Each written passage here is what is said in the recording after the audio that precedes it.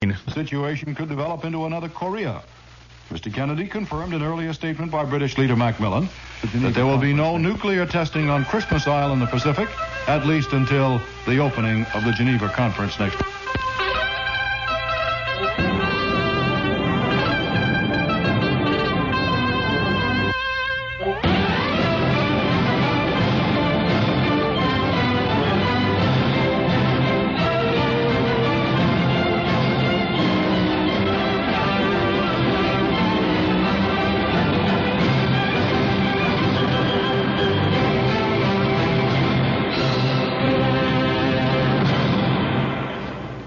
You know, I'm constantly being torn between those terrible poles. It's like, it's like an attempt to see through something that is unseeable throughable.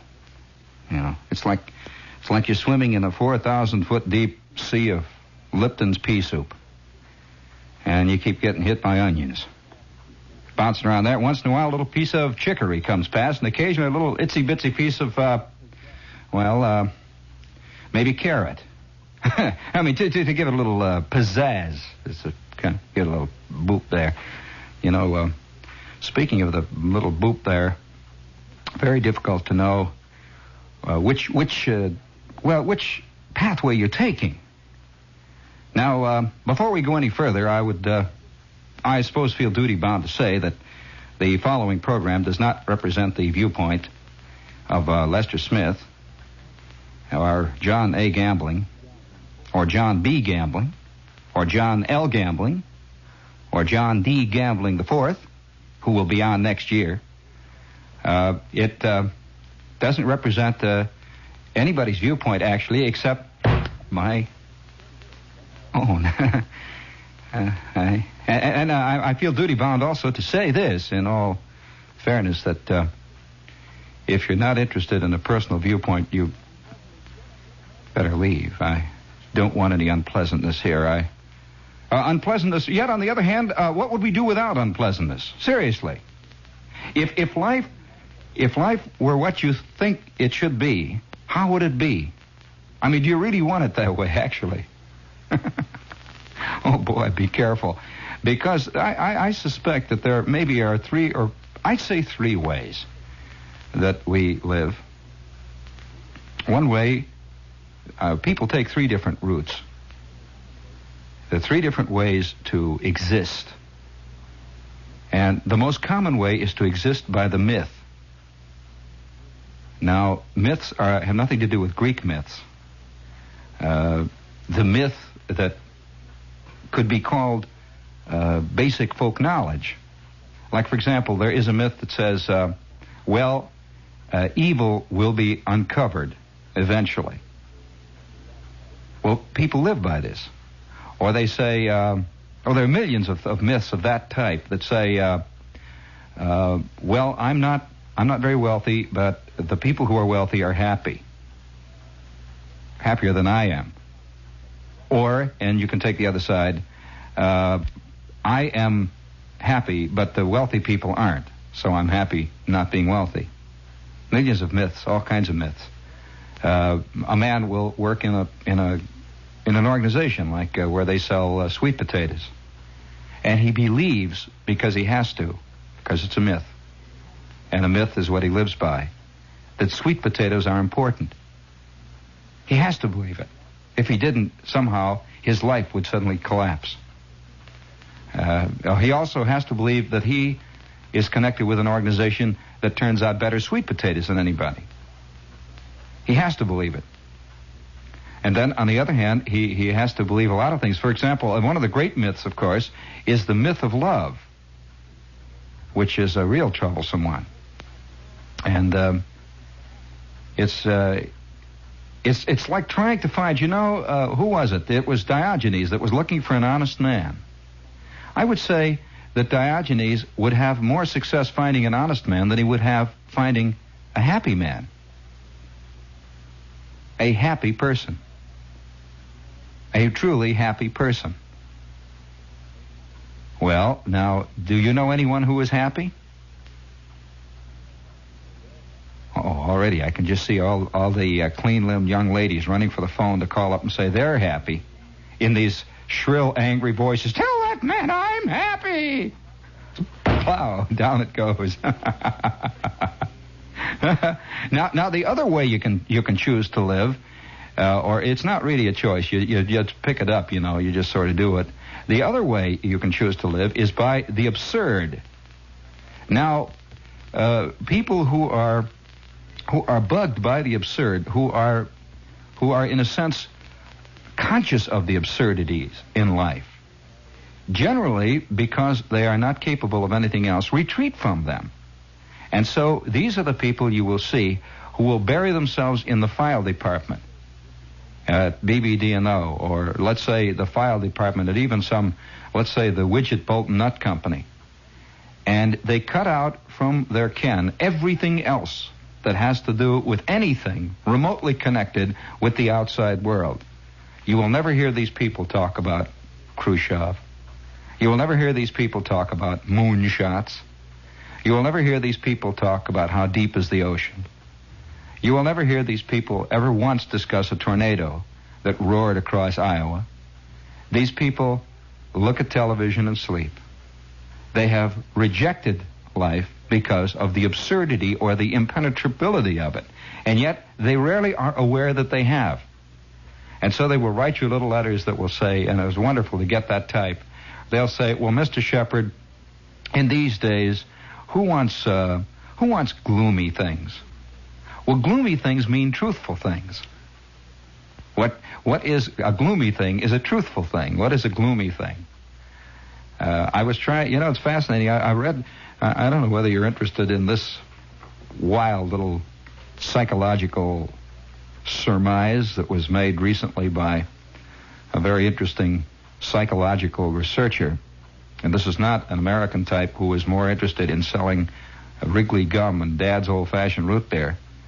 This is a man who is interested in what is happening. Why are we the way we are? His whole thesis was based on the fact that before every major war, there is a major and an all-encompassing dance fad that cuts through all levels of society.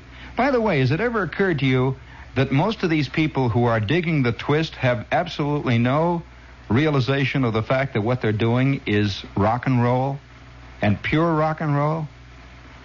I wonder if they know that. I wonder if Pegeen Fitzgerald knows that she's a rock and roller. She's not a twister, she's a rock and roller. Remember, the name means nothing.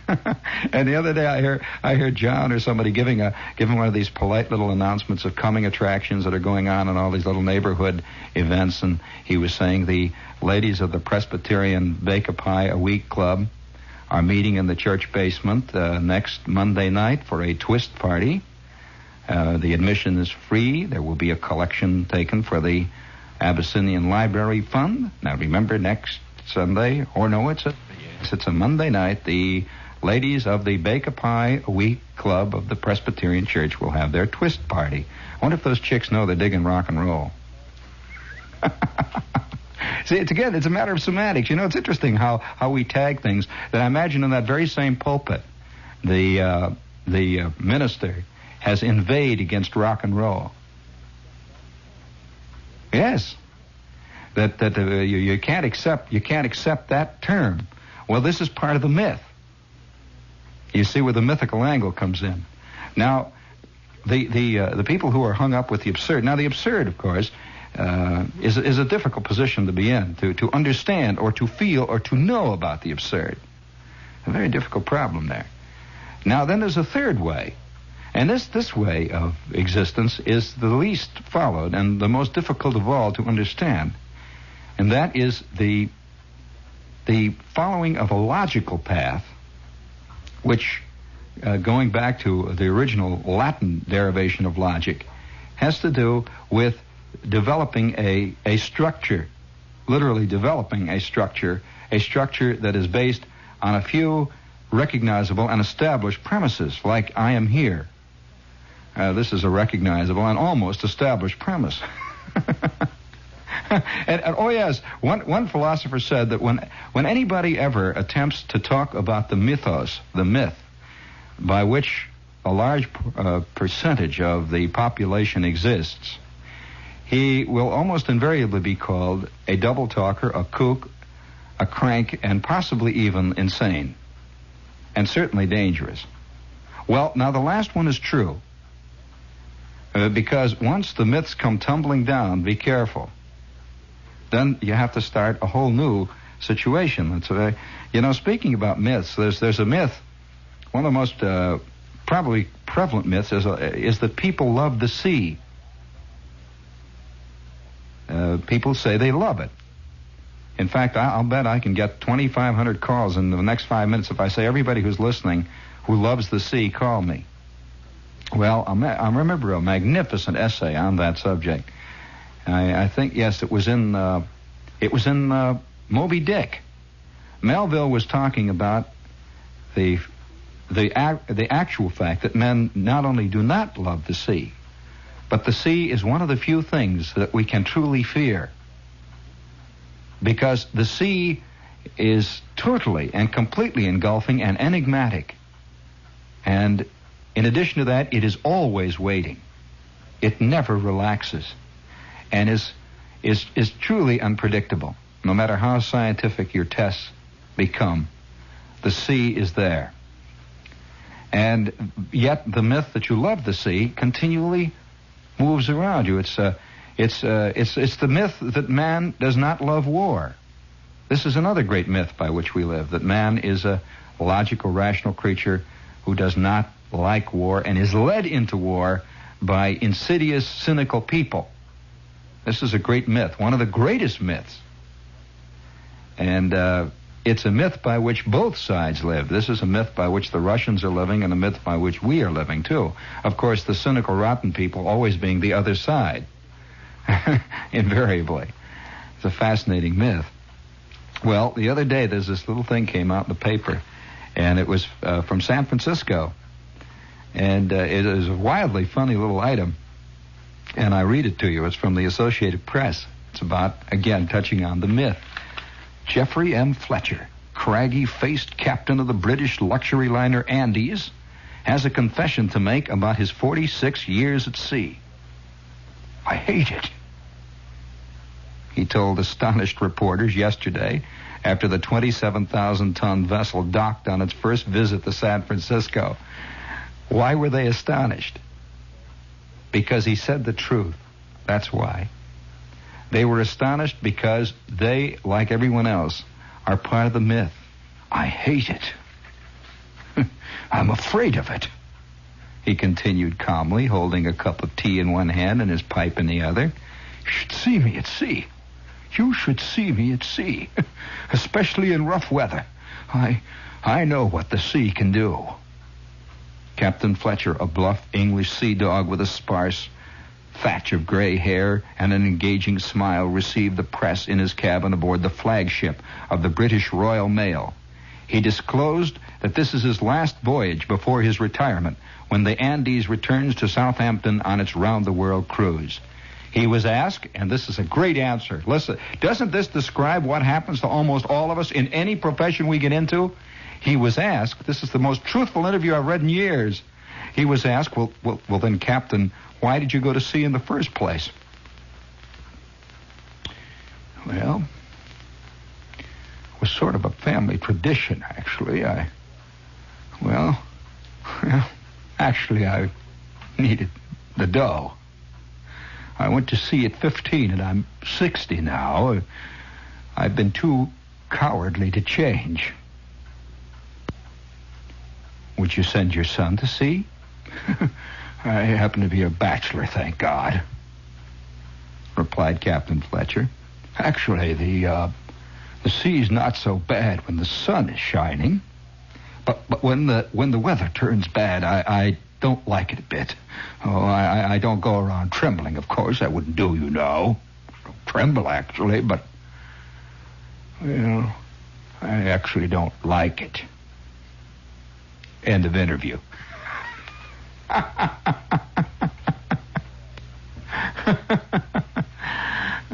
speaking of myths, this is WOR AM and FM New York. And we'll be here until, man was only joking. What man? How does he know that?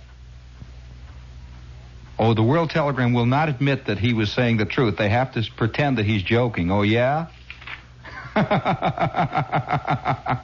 The World Telegram has to prove its case to me other than the other way around.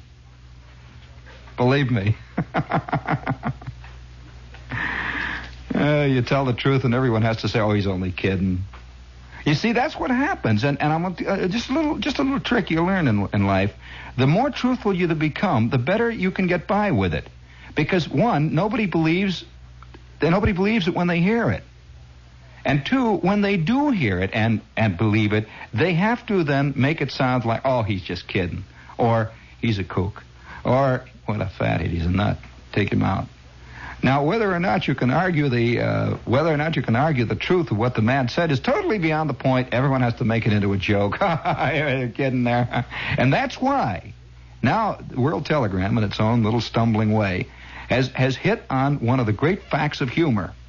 This is one of the reasons why Voltaire, when you read him, always sounds like he's just joking around. You know, he's saying funny little things. And Jonathan Swift, well, there's those Weenanims and all those Wahoos and Yahoos and he's just kidding. Gulliver and that. Just funnies, little funnies. And Lewis Carroll, all the little funnies. All kinds of little funnies. Like you know, the funnies. And the poet has learned this many centuries ago, you know? That the deeper you dig, the more you can become truthful. And as long as they don't listen carefully. The human races all live where time and space is. Their nature uniformly base is. The Nordic races hop around in continual metastasis, leaving hideous industrial traces. The Mongol races have flat faces and live in most extensive places. The Hamitic races play in jazz bands with wild grimaces and wear purple shoelaces. The Mediterranean races have many graces and like to fill their lives with embraces. The Semitic races divide their time between the oasis and the widest of wide open spaces. The Celtic races drink whiskey by the dozen cases. Each man can hold as much as his own weight displaces. The Alpine races live on top or halfway up or at the bases of mountains where the air is vilely cold but braces. The Coptic races walk in processions at unseemly paces, carrying enormous maces. The Carib races inhabit upturned carapaces, eating seaweed, mussel shell, and uncooked daces. The Balkan races live roughly northwest of the place where Thrace is. Their conduct a perpetual disgrace is. The human races all live where time and space is. Their nature uniformly base is.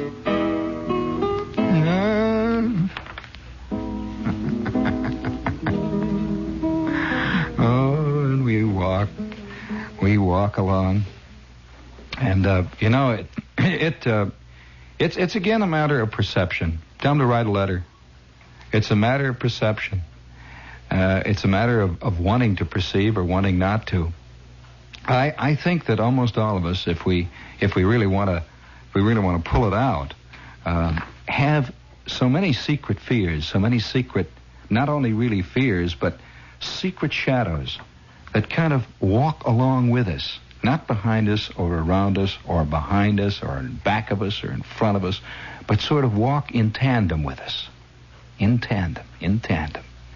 And the feeling of a sort of universal dread is probably the most common of feelings. Whether we live by the myth or whether we live by the absurd or whether we live by the logique, and which, incidentally, is the most dangerous of all ways to live.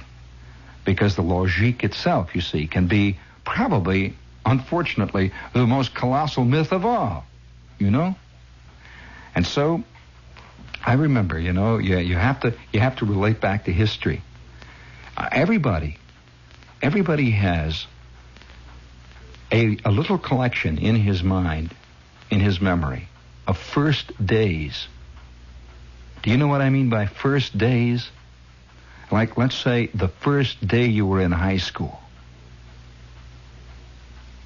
Or the first day you worked at your job. Or the first day you were in the army. Or the first day that you seemed to understand more than was really good for you. And there is a point where that begins to bother you. I don't know how many people out of 1,000 are ever troubled by this problem, but I'm sure it's more than most would ever admit. You know, speaking of first days, and I suspect that these first days are the most important of days. For example, if you go to a foreign country, your first day in a foreign city is going to be the most valuable day you will spend there. And for good reason. Because you are suddenly seeing with new, fresh eyes, things which you will never notice again. And since you will never notice them again, you will never ever get to understand them. And so first days are extremely important. The first day you met someone who became a real part of your life. The first day, the really first time you knew this person, really. Those things are always floating around like a million little corks on the surface of our mind. And sometimes they're floating way back off there in shadow, in darkness, where you can't see them. I remember, speaking of first days, I suppose the most vivid first day that I have in my mind is the first day I ever worked in a steel mill. You know,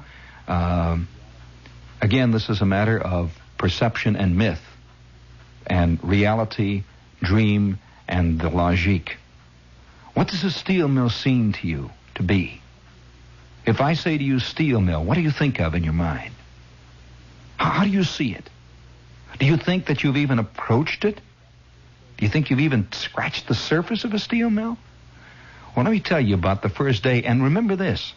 I lived within 1.5 miles of most of my adolescent and childhood life. Within 1.5 miles of the greatest steel mills in America. So logically, I should know about steel mills, right?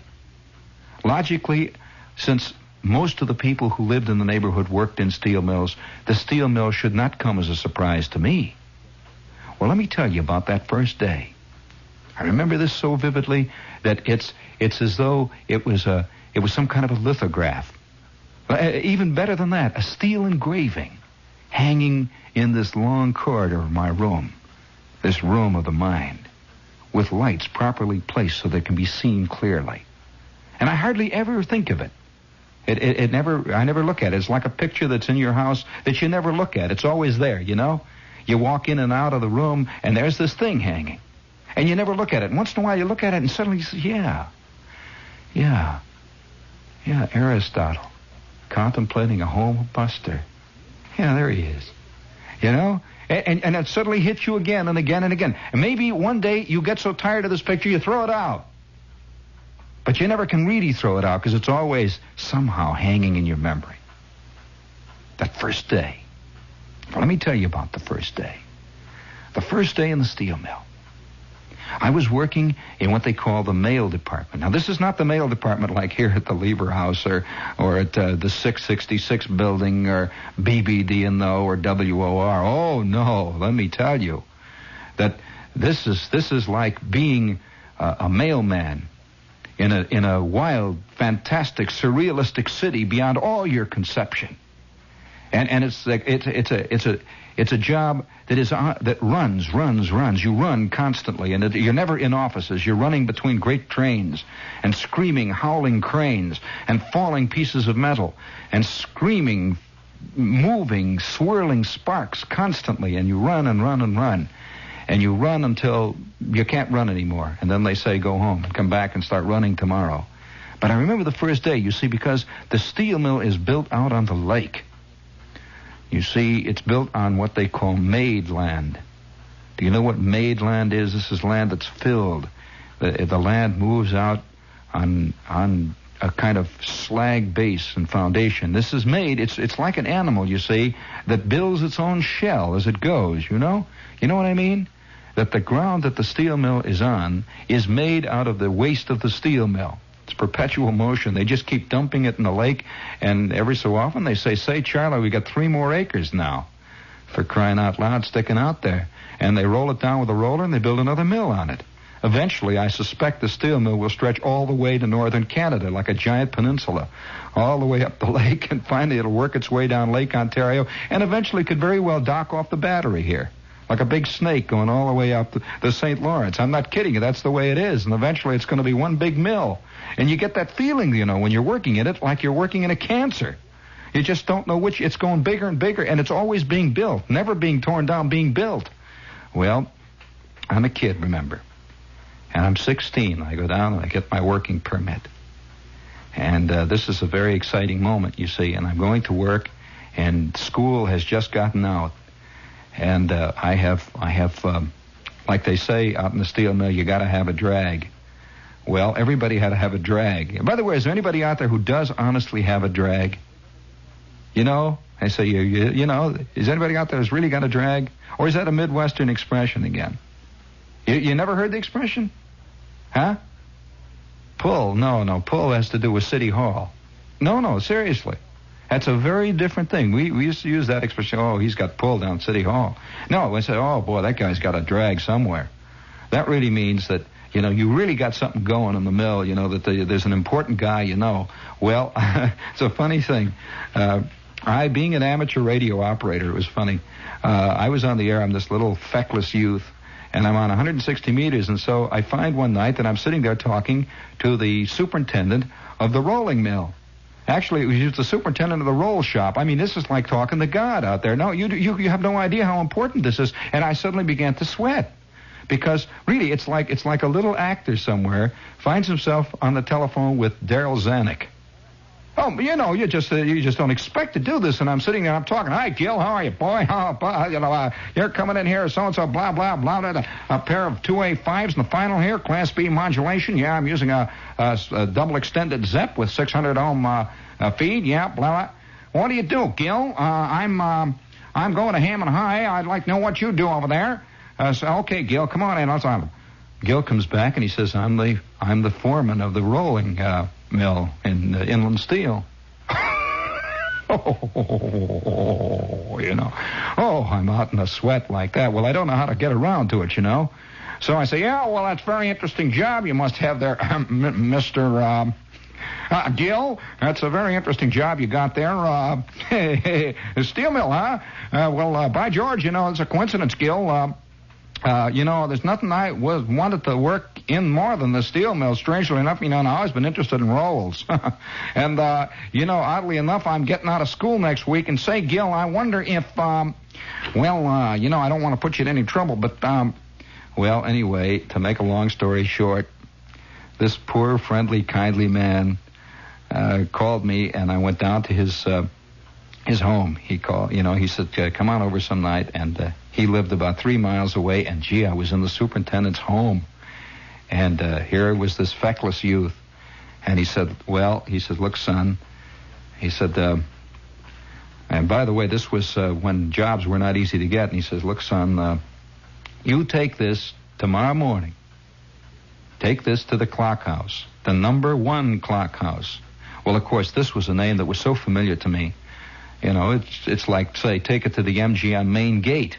Say this to a bid actor in Hollywood. He knows about this. It's a famous thing. He says, take this to the number 1 clock house, and you show this to the man who's inside the little office just as you get in, and he will send you down to the place where you'll be talked to. And he said, I'll call him, and it'll be all set. Well, I'll tell you, that night I couldn't sleep. Oh, boy. I mean, I was sweating. I told my mom, I says, I got a job in the mill. She says, you're going to work in the mill? Of course, immediately, you know, mothers, the mill is this monster over here, and once in a while you hear this big booming sound and sirens going and ambulances and all, you know, the whole bit. Immediately mothers suspect that the ocean is going to swallow you up, and that's it, you know, and spit you out, nothing but core and seeds and stuff. Well, anyway, oh, no, don't worry about me, Ma. So that morning, and I forgot to mention that he told me that I should get to the clock house about 5:30 or 6 o'clock in the morning. Oh, well, that's the mill. It's like the sea. I mean, the mill is like the sea and like the Great Plains. You don't sleep, you know. the crops are taken in early.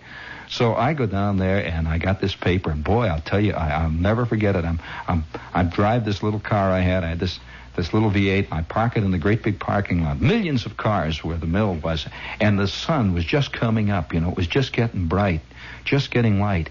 And there's a strange chill around the steel mill. I cannot explain this.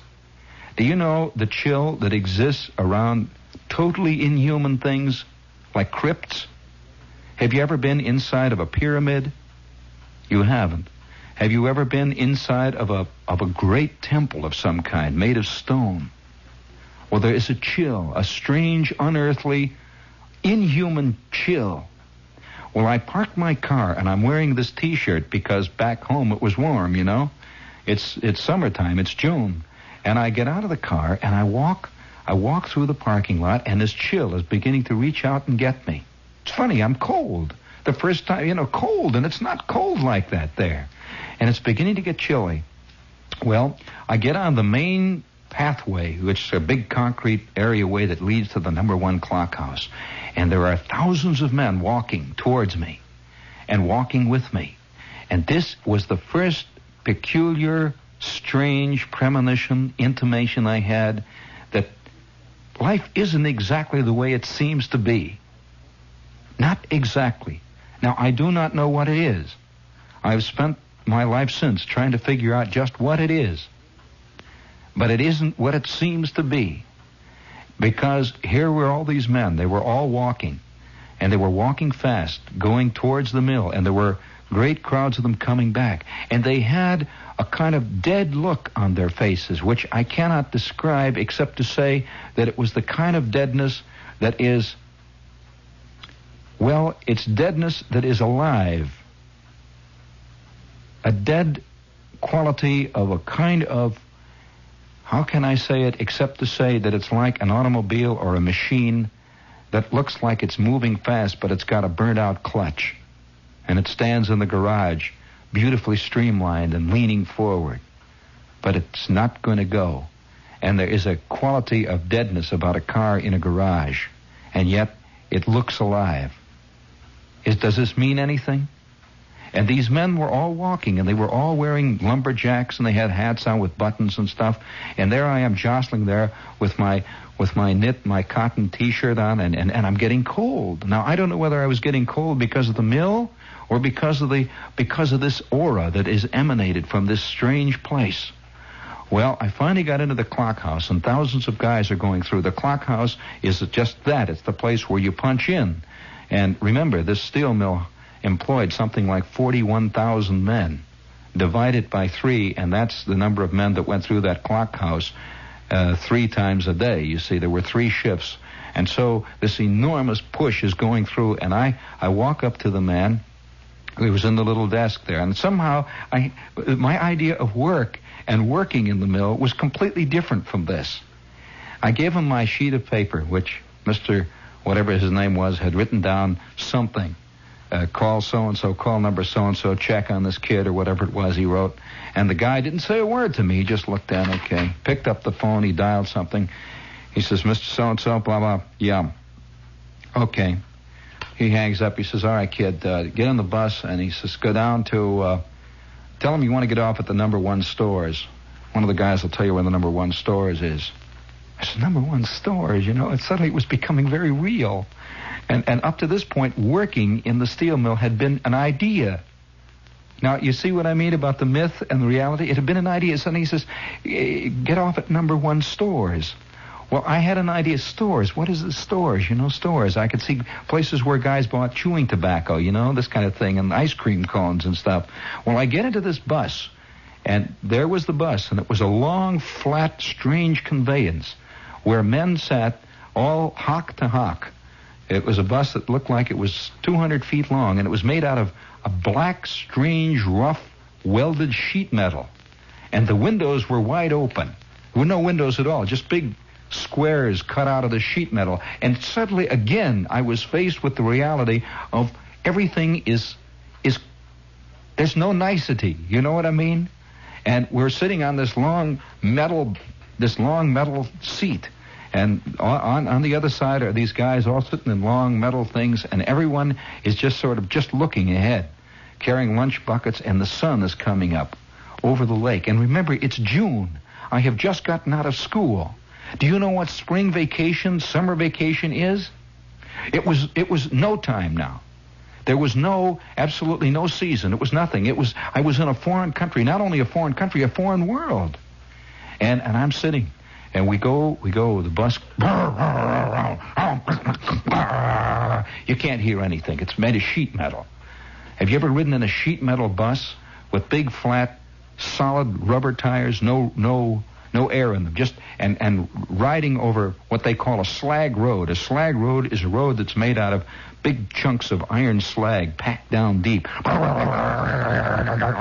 And I'm aware around me as I look out through this window, no longer is the steel mill a thing that you see on the horizon. It's no longer even a thing that can be recognized, you see, because you can recognize things on the horizon. You can recognize the moon from here. On the surface of the moon, you won't be able to. You can recognize problems in Katanga from here. But in Katanga, you can't. I can assure you of that. You can recognize what should be done by the administration here. But when you're sitting at a big oak table with the foreign ministers from Nairobi, you can't. And so I'm sitting in this bus, and it's going, and I see outside of these windows. I don't want to look eager, you know. That's the worst thing when you get into a terrible foreign country or a strange world, is to let everyone know that you're not a native. And so I'm sitting, but I'm looking out casually, you know, and I see these great buildings on either side, so close that you could reach out and brush them with your hands. Big square cutouts in the buildings, and I could see enormous ingots, boom, boom, back and forth, sparks, and it sounded like, to the ear which was not trained, it sounded like there was nothing but a continual scream cutting the air. A great, great scream of all the machinery, everything all together. And I'm sitting. And I said to the guy next to me, say, you know where number one stores is? Number one stores? You want that, kid? I said, number one stores. I want to get. I don't know where they are. And he turns. And somebody sitting across from me says, number one store? To tell... Hey, Jerry, number one store. Isn't that down there by the number 3? Yeah, down by the number 3 AC down there. Hey, kid, get off by number 3 AC. You're closer there. Well, I didn't know whether to, say, well, I don't know where number 3 AC is. So I sat for a couple of minutes, and I just sat. And finally we got to a place where a lot of men got off. And I looked out. I thought I'd see something that says number 3 AC. Nothing. Just great black buildings, smoke and steam, and right next to me, right out, you could reach out. Have you ever been 3 inches from the side of a steam engine?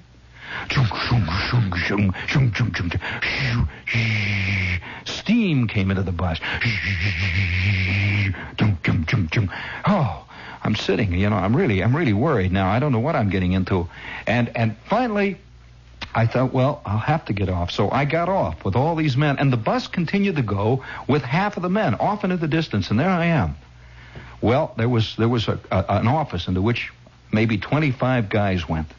And so I get in, I walk in the office, and there's a man with a guard uniform, and I said, I'm looking for the number one stores. Number one stores, kid, that's another mile and a half down there. He says, it's past the 14-inch mill. What are you doing here? I said, well, how do you get there? Well, the bus is gone, kid. Just go on, walk down there past the 14-inch mill. You'll see it's just right past the 14-inch mill. Ask for Hennessy. Past the 14-inch mill, ask for Hennessy. Well, I went walking down this road, And this road was not a road like you think of roads for cars. It was a road for what they call hot metal cars. Great zeppelins filled with molten steel came moving down, and I could feel the heat from perhaps 200 or 300 yards away, and I'm hiding, cowering next to this building. And I kept walking and walking and walking, and sure enough, believe it or not, there was a sign that said 14-inch merchant mill. 14-inch merchant mill shipping dock. I'm getting there. So I walk up to the dock there where these guys are all sitting there. A couple of them have got big air hammers strung over their back. And I says, any of you men know where Hennessy is? Hennessy? Who? Hennessy? Bob Hennessy and the coal strip? I said, no, Hennessy in the stores. Hennessy. Hey, Chuck, do you know Hennessy in the stores? Never heard of him, kid. Well, where are the stores? Oh, they're down just around the next corner. You go right past the AC shop. You'll see the AC shop, and there's the stores there. Well, I made the turn, and there's the AC shop, and finally there was a little sign over the doorway. It says, do not enter stores unless you have a pass from your foreman. I had no pass. So I go up to the door. I figure they're going to let me in. I said to the fellow, I have to see Mr. Hennessy in the stores. Where's your pass, kid? Well, to finally get it down to the basic point, I finally arrived in the stores. And I'm sitting there, and here's a man comes out. He said, I'm going to fit you with safety shoes, kid. I see you got a note from Columbus. You got to get to work. The stores where they give you safety shoes and goggles. I said, well, what am I going to do? I don't know. That's none of my business, kid, huh? You're working for Columbus over there. You're working for Columbus over in stationary shipping. I have no... There's what the note says. Don't come and ask me about that. That's not my problem, kid. You get safety shoes and goggles. And I walked out of the stores with a big pair of safety shoes that weighed 40 pounds each and a pair of goggles. And the sound rose and rose and rose and rose. It was screaming and hollering around me. I had nowhere to go, no place to go. I had no point of reference. And I went into a doorway where there was a telephone. I picked up the telephone and I instinctively dialed 0. And I got this voice on the phone. It was the operator, the plant operator. I said, I want to talk to Mr. Columbus, please. Mr. Columbus. He says, yes, Mr. Columbus, who is the superintendent of the rolling shop. Oh, yes, Mr. Columbus, of course, sir. She thought I was a big man. I get Mr. Columbus and say, hi, Gil. Hey, Gil, this is W9QWN. I'm over here in the 2AC, Gil. Will you please come and get me?